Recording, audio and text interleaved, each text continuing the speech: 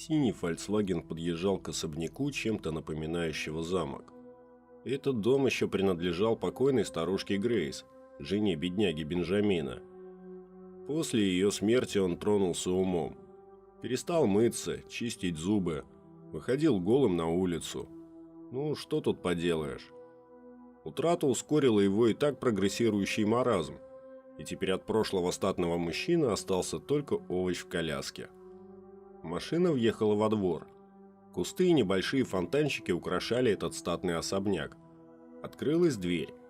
На порог вышел смотритель.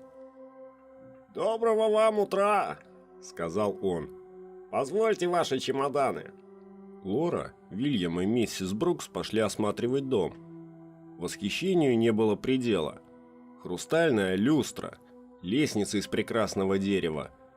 Хотя и внешний дом напоминал заплесневелый замок, но внутри он был оснащен довольно дорогой электроникой. Наверху было 3 комнаты. Одна из них роскошная спальня с телевизором. Внизу также было 3 комнаты, плюс прихожая, кухня и уборная. Чета супруг спустилась вниз. «Невероятно! Дорогой, не верится, что мы будем жить здесь целую неделю». «А почему половицы здесь скрипят?» – поинтересовался Уильям. «А черт его знает», – ответил надсмотрщик. «Ну, дом, возможно, не так идеален на первый взгляд. Меня, кстати, зовут Рауль Браун». «А меня Уильям Смит. Очень приятно. А это моя супруга Лора». «И мне очень приятно», – ответила она. «Да Мишка так себе», – надменно проворчала миссис Брукс. «Хорошо, что я здесь проездом». «Нам обязательно надо было подбирать эту старую кобылу», – прошептал жене Уильям. «Ну, не могли же мы ее оставить на остановке в такую погоду? Ладно еще твой полоумный дядя, но от ее высокомерной рожи просто тошнит. А твой дядя Бен, как он должен на это реагировать?» «Перестань, Уилл. Мой дядя ничего не соображает. У него запущенный маразм». Уильям прошел в одну из комнат, где тоже была роскошная кровать. «Дядя Бен, ты будешь спать здесь», – холодно произнес Уилл. Бен, как всегда, никак не реагировал, словно не слышал ничего. Врач говорил Лоре, что Бенджамин видит и слышит, просто в его мозгу что-то сломалось, и теперь он совершенно не способен мыслить. Вечерело. Все разбрелись по комнатам. Дядюшку Бенджамина устроили в спальне на 1-м этаже, миссис Брукс устроилась напротив. Супруги же обосновались наверху и раскладывали вещи. «Отлично», – произнесла Лора. «Ты все взял, кроме моего фена». «Ничего страшного», – ответил ей муж. «Голову полотенцем вытирают тоже. Завтра купим другой». «И куда мы поедем? Здесь за 60 миль ни черта нет». «Не долби мне мозги. Я с кем-нибудь попрошу привезти твою хреновину». Яростный спор молодоженов прервал стук в дверь. «Кто еще там?» – тихо пробурчал он. «Извините, мистер Смит, это смотритель Рауль. Можно вас на секундочку?» «Да, конечно», – сказал взъерошенный Вильям. «Прошу, не расстраивайтесь, но неподалеку сдох главный трансформатор». «Прекрасно. Теперь мы будем жить в темноте». «Ничего подобного, линию восстановят через сутки, максимум через 2». «И что нам прикажете делать?» – возмущенно произнес Уильям. «Все нормально. В подвале есть генератор. Правда, бензина хватит только на пару часов». «Ну, хотя бы это». Уильям вернулся в свою комнату. «Ну и что он хотел?» – спросила его Лора. «И еще хорошенькие новости. У нас не будет электричества 2 суток». «Ну, замечательно. Надеюсь, дом во сне не загорится?» «Только давай не будем собачиться из-за этого», – сказал Уильям. Что-то буркнув себе под нос, Лора отвернулась к стенке. Уильям проснулся от того, что кто-то хлопает его по спине. «Лора, это ты?» – прошептал сонный муж. «Уильям, проснись!» – тихо прошептала Лора. «Мне кажется, кто-то ходит снизу». «Да спи ты!» – промолвил Уилл, глянув на часы. «Тебе, наверное, показалось». Время было около 4 утра. Вдруг внизу на первом этаже и правда раздался странный звук. Уильям узнал его. Он его слышал днем. Это скрипел пол в одном месте рядом с кухней. Теперь и Уильям не на шутку заволновался. Уилл медленно встал с кровати и потянулся рукой за своей медицинской сумкой, где хранил револьвер помимо медицинских приборов.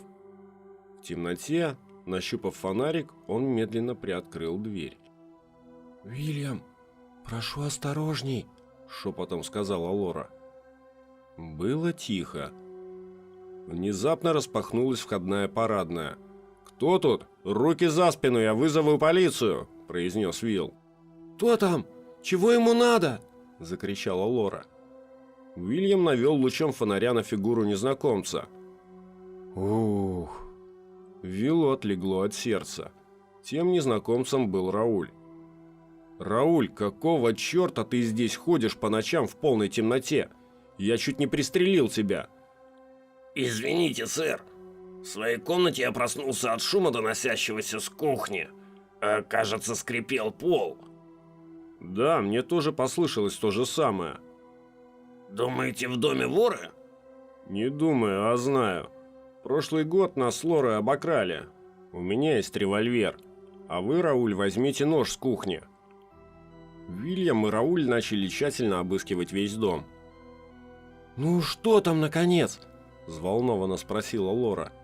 Муж показал ей жестом, чтобы она перестала громко разговаривать.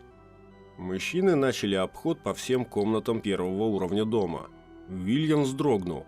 «Что там?» – также испуганно промолвил Рауль. «Все в порядке». Луч света фонаря наткнулся на спящего старину Бена. Мужчины прошли в комнату миссис Брукс. «У нее очень странный вид», – сказал док. «Эй, миссис Брукс, с вами все в порядке?» Пытался разбудить ее Рауль. Подойдя ближе, Уилл в ужасе отпрянул и уронил фонарь. «Что случилось?» – удивленно спросил Рауль. «Ты посмотри на ее глаза. Господи, да она же мертва!» – в ужасе промолвил Уильям. Он пару раз слегка толкнул женщину, но та не проснулась. Проверив пульс, мужчины еще раз убедились в неминуемом. Рауль вызвал полицию. Через 30 минут за окном послышались мигалки. Уже начало светать, так что труп миссис Брукс выглядел еще пугающе. Были выпучены глаза, а лицо и руки отдавали синюшным светом. «Смерть произошла от асфиксии», — говорил шериф. «Проще говоря, ее задушили веревкой. Вот, взгляните». Шериф указал на характерную борозду на шее покойной. «Сама улика куда-то пропала. Пока мои ребята обыскивают дом вдоль и поперек, мы пройдемся по внутреннему двору». «Итак, вы говорите, что слышали какие-то звуки примерно в 4 утра?» Начал он снова. «Да, я же уже говорил одному из ваших». Тем временем к комиссару подбежал полицейский и что-то шепнул ему на ухо. «Что-то не так?» – поинтересовался Уильям у комиссара. «Понимаете, мистер Смит, мои ребята не нашли ничего подозрительного. Более того, в доме не нашлось ни одной лазейки. И да, кстати, что за человек лежит на кровати и ни на что не отвечает? У него что, слабоумие?» «Да, это двоюродный дядя Лоры, моей жены, Бен Уокер. Он свихнулся после смерти своей жены. И, кстати, его уже пора кормить и делать все отвратительные дела». «Ну, есть же дома для престарелых», — ответил комиссар. «Там такими людьми занимаются обученный персонал». «Даже не говорите. Знаете, сколько раз я просил Лору спихнуть его туда? Но она ни в какую. Видимо, этот родственник чем-то ей очень дорог», — нахмурился док. «И, честно говоря, он мне очень неприятен». «Ладно», — продолжил комиссар. «Закончим с дядей Беном и перейдем к покойной миссис Брукс. Были ли у нее враги, недоброжелатели?» «Да, были. Скажем так, она многим крови попортила, когда работала в цехе. Одних увольняла, а других заставляла пахать в 2 смены. Многие бы хотели станцевать на ее могиле, но все-таки ее уволили после одного несчастного случая. Так, продолжайте. Внимательно слушал комиссар. Какого случая? На работе миссис Брукс оставила Грейс на вторую смену. При погрузке материала случился взрыв нагревательного бака, и Грейс сильно задела осколками. «И что случилось дальше?» – поинтересовался шериф. Тут Уильям побледнел, достал сигарету и отошел в сторонку. «Что с ним?» – поинтересовался Кэп. «Видите ли», – начала Лора, – «мой муж хирург. В тот день ему нужно было как раз делать сложнейшую операцию жене Бена. Однако тогда он был не в лучшей форме. Похмелье. Знаете, как это бывает, руки трясутся, голова ничего не соображает. Грейс нелегко было выкарабкаться, и она скончалась на операционном столе. Бенджамину только сказали про несчастный случай на работе». «Такие несчастные случаи не редкость», – произнес шериф. «Вот недавно, после операции одного больного, он все не шел на поправку. Его стали мучить сильные боли. При второй операции знаете, что послужило источником таких симптомов? Они просто забыли тампон в человеке». «Мой муж не такой». «Я не виню вашего мужа. В общем, мои люди обыскали дом от и до, но не нашли ни одной лазейки, чтобы попасть внутрь. А вы утверждаете, что этой ночью слышали звуки чуть ли не рядом». «Да, это так, не отрицаю. И, кстати, Рауль тоже это слышал». «Все это как-то странно», – нахмурился шериф. «А может, это привидение покойной?» «Шучу. На всякий случай я оставлю пару своих ребят с оружием вокруг здания, а одного оставлю в вашем доме». «Спасибо, сэр». «Да где же мой чертов скальпель?» – беспокойно перерывал мединвентарь Уильям. «Нет, Лора, что, такие вещи я не забываю. Вот он, наконец-то!» – воскликнул Уильям, найдя сиреневый футляр. «Что за черт?» «Что случилось?» – спокойно спросила Лора. «Его нет». «Кого нет?» «Скальпеля». «Может, ты забыл его в хирургии?» «Может быть. Надеюсь. Чертовщина какая-то. Да, и, кстати, ты покормила своего старика?» «Не говори о нем так. Он в детстве был мне как отец». На следующий день в середине ночи Уильям почувствовал, как сильно раскалывается его голова. Его часто мучили мигрени. Не нашарив в своей сумке ничего пригодного, он решил спросить у того парня, что их охранял. В полной тишине слышалась музыка его наушников. «Эй, солдат, да кто так службу ведет?» С возмущением подтолкнул он парня, и тот упал на пол. Из его левого глаза текла кровь. «Лора!» – что из сил прокричал Уильям. «Вилл, что случилось?» «Достань пушку из моей сумки, а сама закройся на ключ!» На вопли Смита тут же сбежались несколько полицейских, охранявших дом снаружи. «Этот подонок убил одного из моих парней!» – злобно выругался комиссар. «Ну, возможно, если бы ваш парень не слушал музыку, то остался бы жив», – промолвил Уильям. «С этого момента эвакуируем всех из дома, кроме Дока». «Почему кроме моего мужа?» – возмутилась Лора.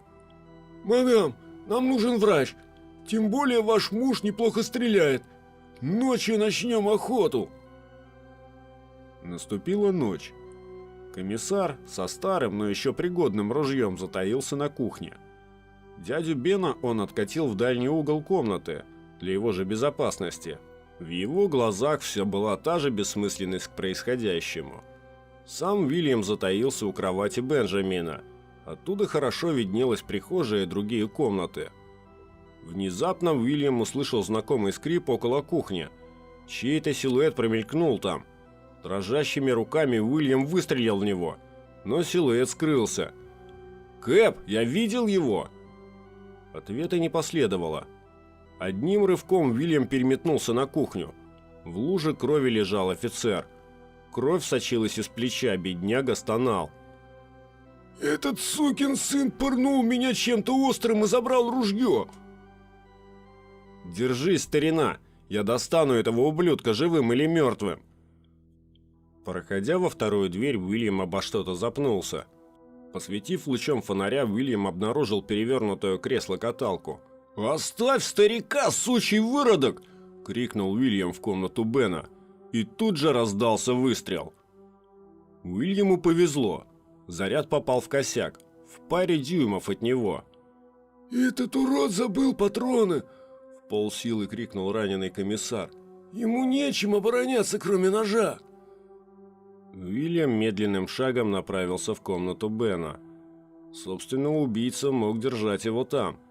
Войдя осторожно в комнату, Уильям начал осматриваться.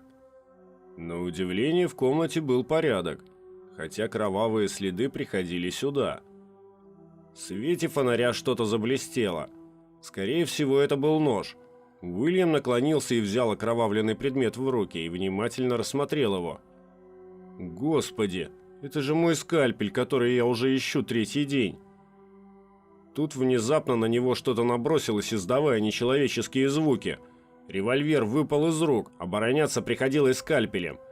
Интересно, но в потьмах силуэт убийцы как будто был ему знаком. Выхватив огромный кухонный нож, некто со всего размаху хотел ударить им по Вильяму. Но тот быстро уклонился, одним махом достал револьвер и выстрелил в маньяка. «Где старик?» – запыхаясь, сказал он преступнику. «Я перед тобой, мой мальчик», – ответил хриплым голосом старик. «Дядя Бен?»